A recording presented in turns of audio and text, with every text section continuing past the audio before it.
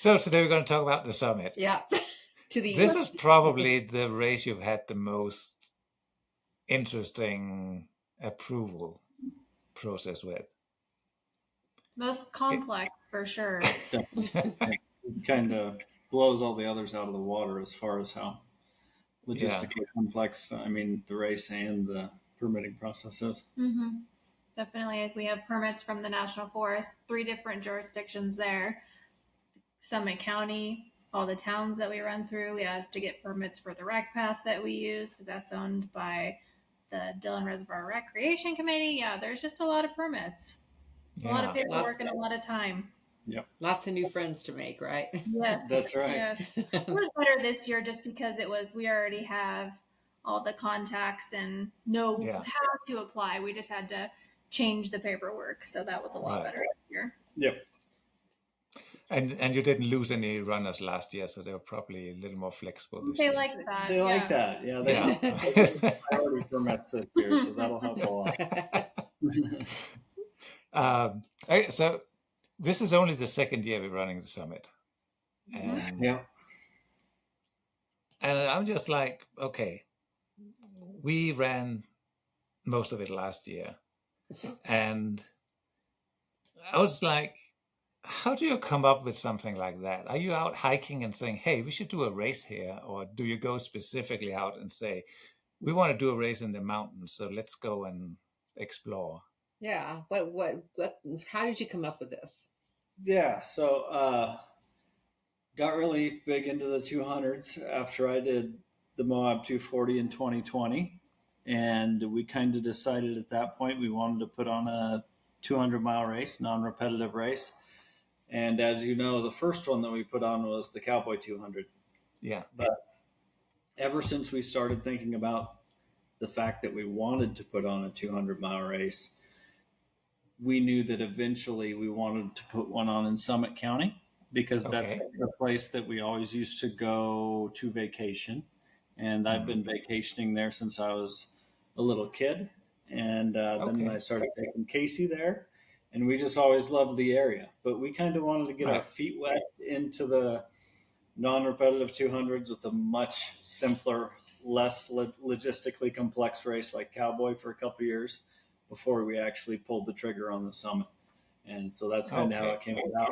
And it worked out really well. Oh, yeah, I would say. So it's been in the making for some years then. Yes. For last year. Right. Yep. So we all hate Jeep roads. I just want to put that out there. and I can see that you decided to put most of the race on Jeep roads. A lot of it. Some of it, yeah. A lot of it is on Jeep roads.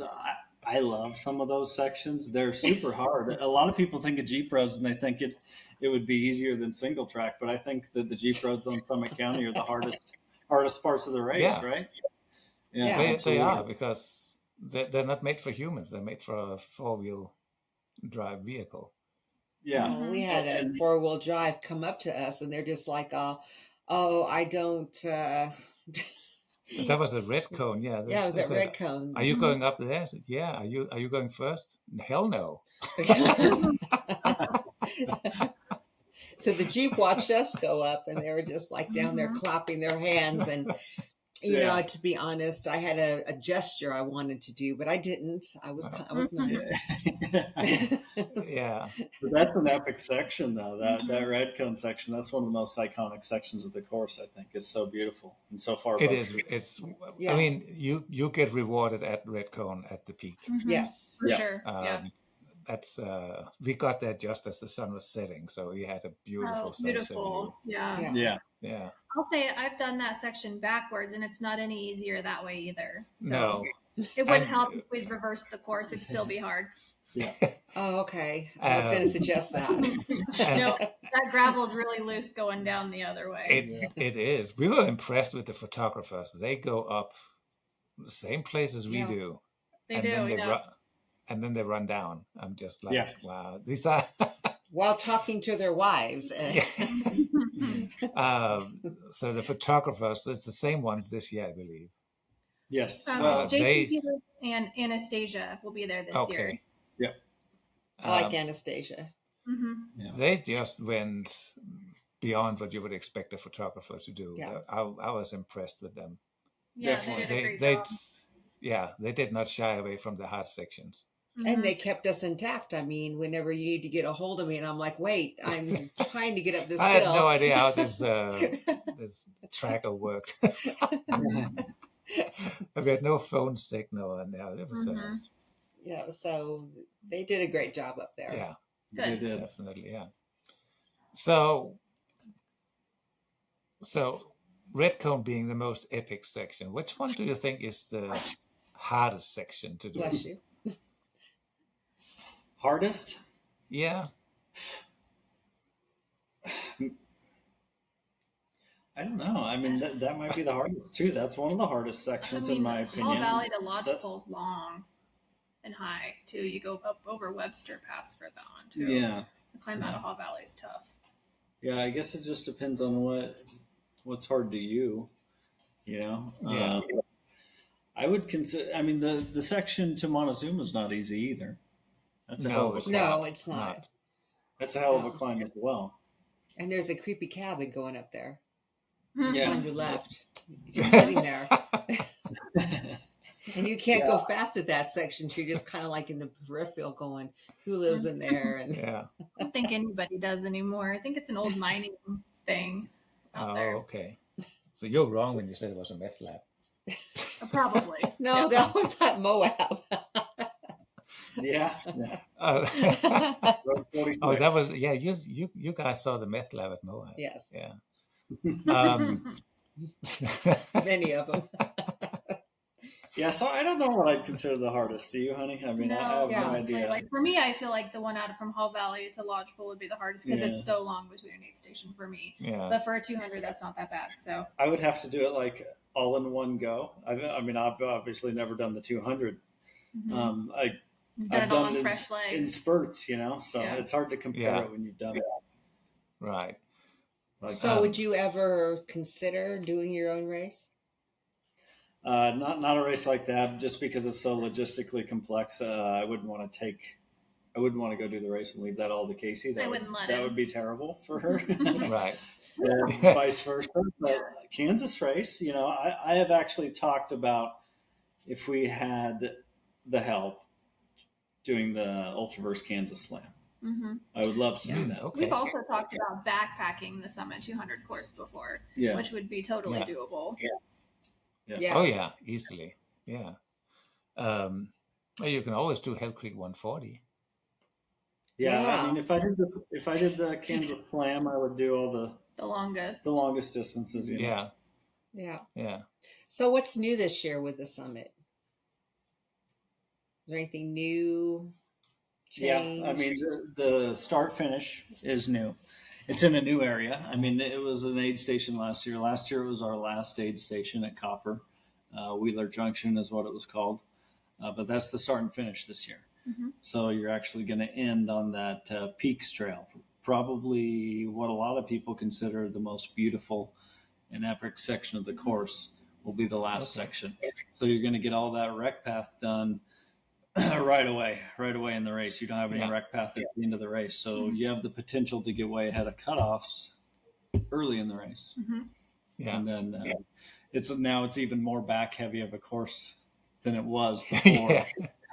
I mean, the Mhm. second half Thank is you. going to be a nuts kicker for sure. It's pretty easy all the way to Tiger Road. 62 miles. Yeah. Pretty easy. And then after Mhm. that, it's just shit gets real quick. Mhm. You know. Yeah. Yeah. Now you're actually Yeah. doing like mountain racing Yeah. out there. Yeah. For sure. Yeah. Yeah. And I found I found this nice function on CalTopo called bulk operations, where you can compare the elevation for all the sections in one map, Yeah. but by the same distance. And now you can actually see which sections are steep and which ones are not. It looks like Yeah. someone Because, took a crayon and I'm just I'm going to put it up here. It's the last section actually looks to be steeper and with more elevation than Red Cone. That's But very I close. know, Yeah, that Peaks Trail's steep. Yep. yeah, But I know Scott said it was switchbacks and not just straight up. So, Yeah, and Yeah. that's changed a little bit this year too. okay. We don't use the same portion of the ski resort this year as we did last year. Since we moved the Francie's cabin, we're not there anymore. We're actually in the town of Breck for the aid station. So you'll Okay. kind of do a little bit of a climb, then go back down into Breck, then climb back out of Breck and go to the end. Okay. Okay, that's new. Yeah. Oh, Yeah. so Scott is going to be useless on that last section. Yeah. Some of it's the same. Like once you get out of Breck, it's the same, but through the ski resort is just a little bit different because Okay. it had to be cut short a little bit. Yep. It's actually probably Okay. got less elevation than it did last year. You're welcome. Yeah, it does. Yeah. Yeah. By that time, we'll be like, more elevation. Now we're just going to have to do a stricter cutoff. Darn it. No, we've made a very conservative plan, and the fact that we get to run relatively fast for almost 30 miles, that's going to help a lot on the cutoff times. Yeah. When my coach is trying to kill me. Oh, go ahead. Those first two sections, yeah, you're going to be able to just get really far ahead of cutoff. I mean, and then even the second section this year, that tenderfoot section, you don't have to climb tenderfoot this year. So that'll even be easier than it was last year. Yeah. Wait, I just what? did that section a couple weekends ago. So you don't go all the way up Tenderfoot. You just go a little ways up, and then it's very flat and runnable trail, that entire section. I mean, it's super smooth into the North Shuttle Line. Okay. Yeah. We actually making sure they don't see Pinocchio. Right. Yeah. Now, okay. So I guess our initial estimates are not that bad after all. No? It's an overall easier course this year, just a little bit. I mean, all the changes we made, not that we were intentionally making them easier. That's just how they worked out. That it did take off a little bit of elevation gain and loss. That said, I mean, it's 200 miles at 9 to 11,000 feet and a lot of elevation gain. There's nothing easy about it. So yeah. No, I mean, when you hit the Rockies, there's nothing easy. No. Exactly. It's all relative. And I've looked at the entrance, and everyone on there does not do easy things. Mm-hmm. That's right. Yeah. And I've seen a couple of flatlanders. Yeah. And I've seen people from Kansas. Yeah. But we saw last year that doesn't matter. They can still complete and finish. That's right. Yeah. Yes. You got an international person. Yeah. Yep. Yeah. So, what would you tell someone? Do they have time to still sign up? Oh, yeah. They do. Registration technically closes on the 19th. Okay. That's on Friday. Mm-hmm. I think. Yep. Friday or Saturday. We've got extra bibs if they really want in. If they really want in, we'll get them in. Okay. we got extra of everything. So. Okay. That's good to know. How about the swag this year?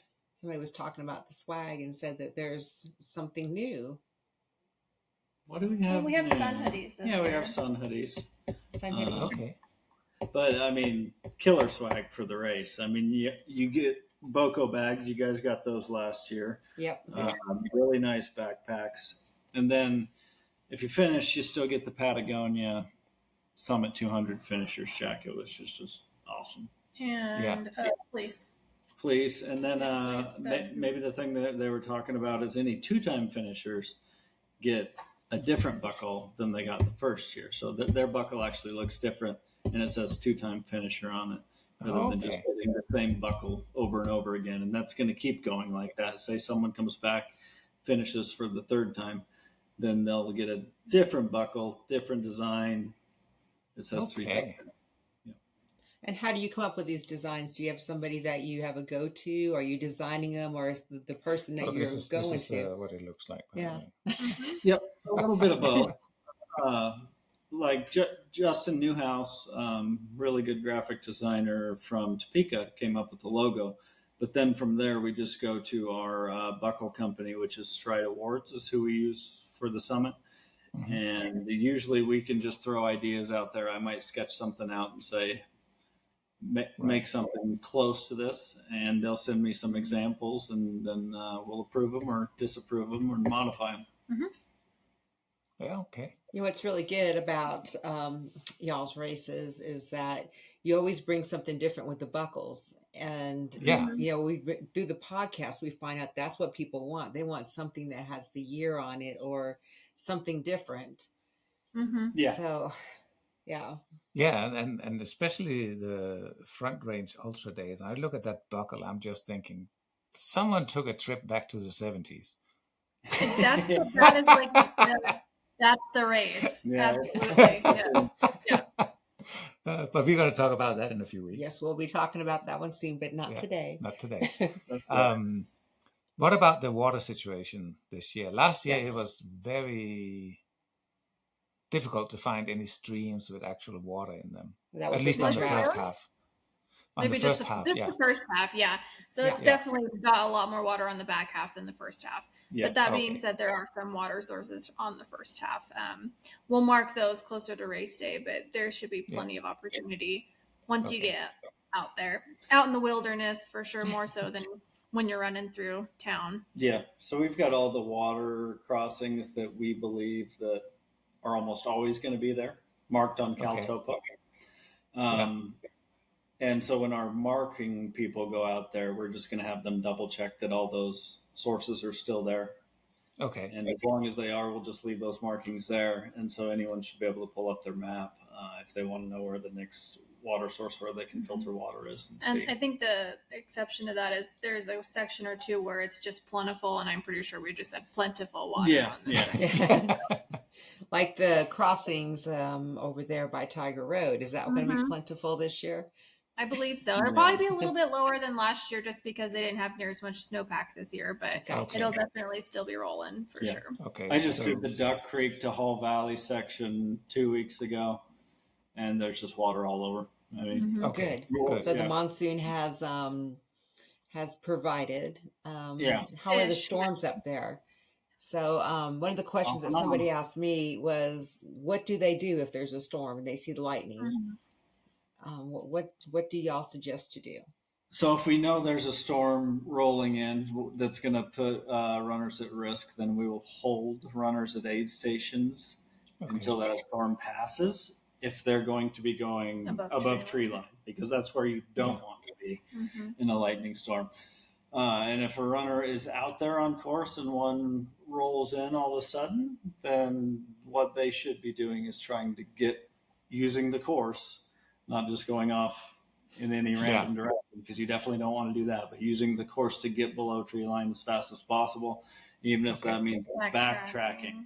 The cool thing with this is we've got the Garmin messengers rather than just the spot trackers, and we can send out messages to all runners on those that says storm rolling in to your area, get below tree line. Okay. And that's about all you can do. So we didn't get to see any of that last year. No.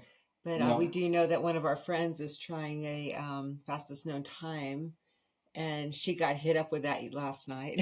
I don't know if you saw the post. She said she just had to lay there and watch it go over. Yeah. It's not a fun place to be above tree line with a storm. I've made a mad rush below tree line in an electrical storm before. It's a thing how fast you can all of a sudden run if you see a storm coming. Absolutely. Yeah. Or just find someone taller than you, because they'll get struck first. So you should be safely sorry. Just that much shorter. She's gonna trick me. We're just gonna go this way, and she's gonna throw herself on the ground and let me stand there. I was told to lay on the ground like this, and I'm like, that's a big X. I remember I was reading a 14er book, a book about climbing all the 14ers in Colorado, and his advice was, if you absolutely can't get below tree line and there's lightning all around you, I mean, your hair will stand up because there's so much electricity in the air. He said, put your pack on the ground, sit on your pack, put your hands your head between your legs, and think happy thoughts. I will remember that. What kind of animals can people expect to see?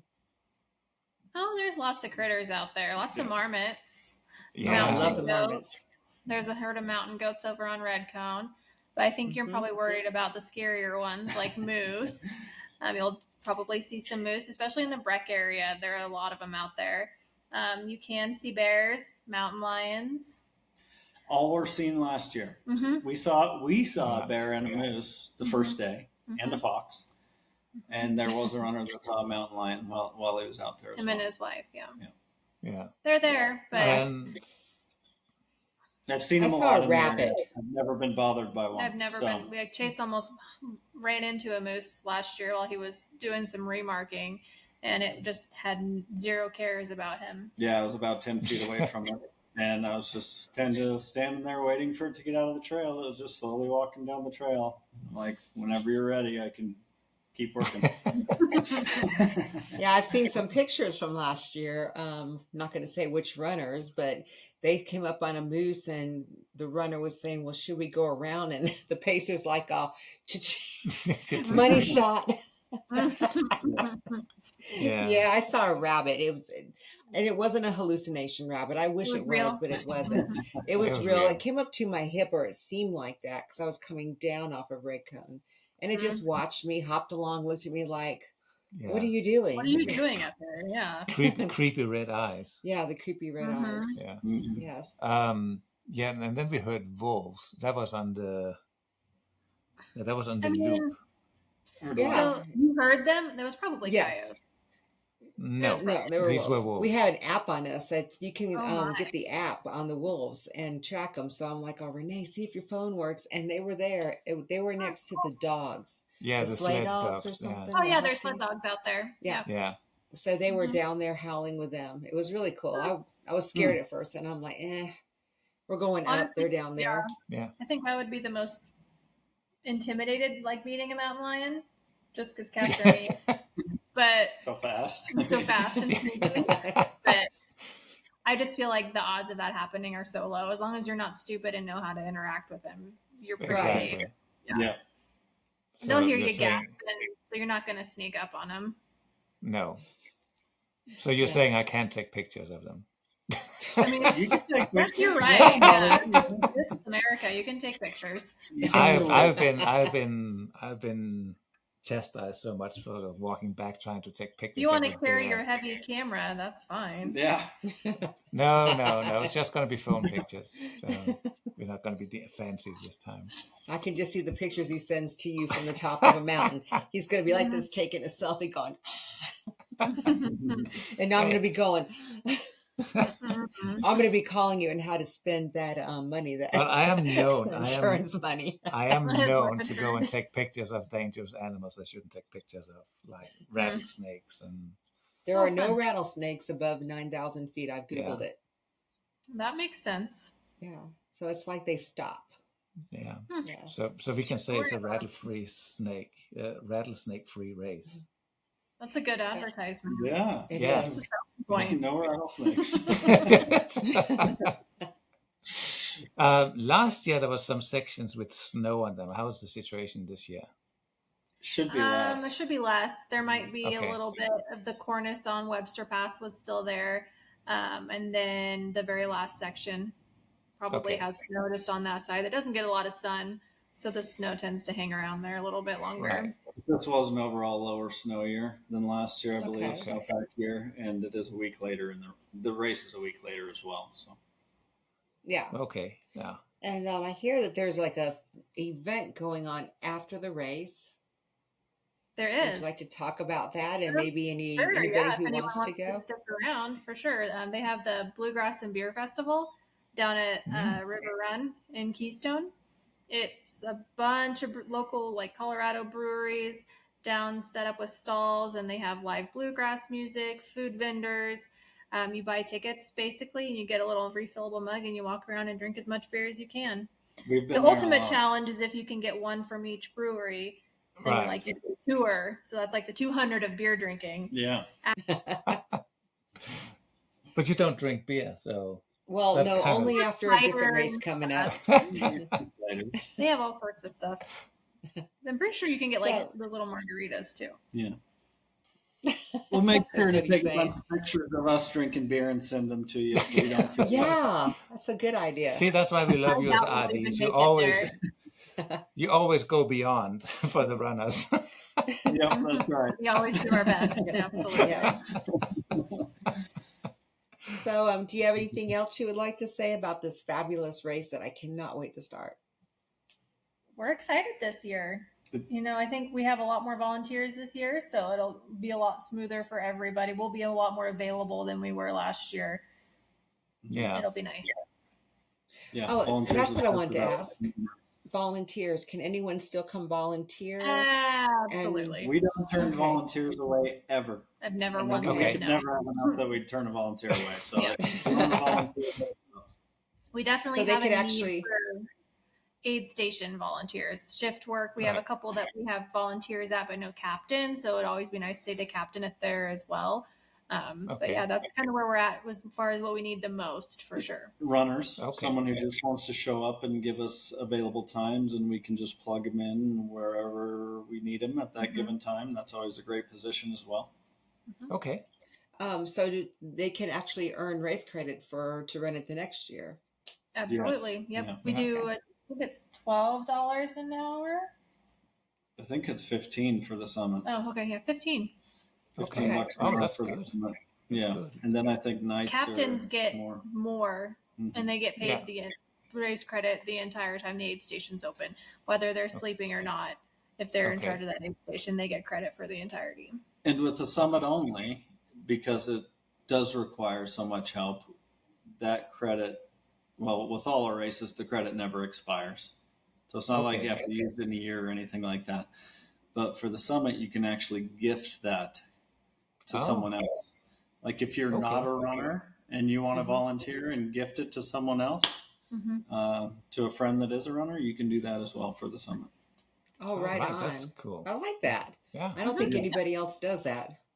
I haven't heard Not of that it. I've heard of. Okay. Okay. We'll definitely spread the word on that one because Yeah. that might Right get on. some more people interested.